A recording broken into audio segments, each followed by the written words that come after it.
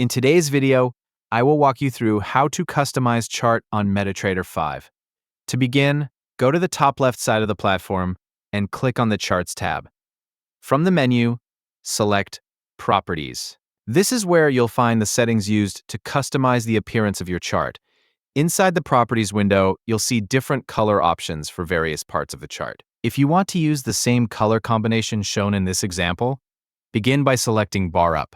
This controls the shadow of the bullish candle. Click the color option and choose blue.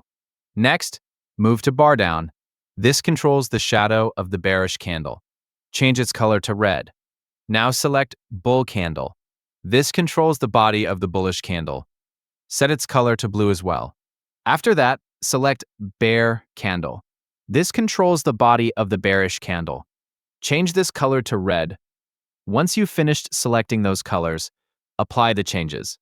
Your chart will immediately update and you'll see the new blue and red color combination displayed on the screen.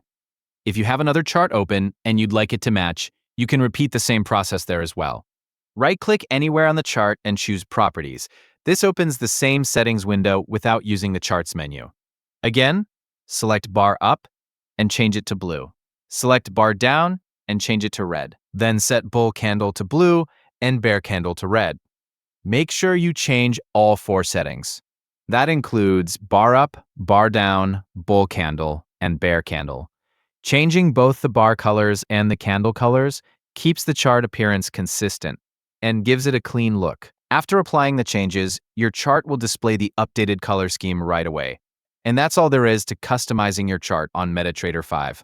Open the chart properties, adjust the Bar Up, Bar Down, Bull Candle, and Bear Candle colors to the combination you want, apply the changes, and your chart will instantly reflect the new appearance.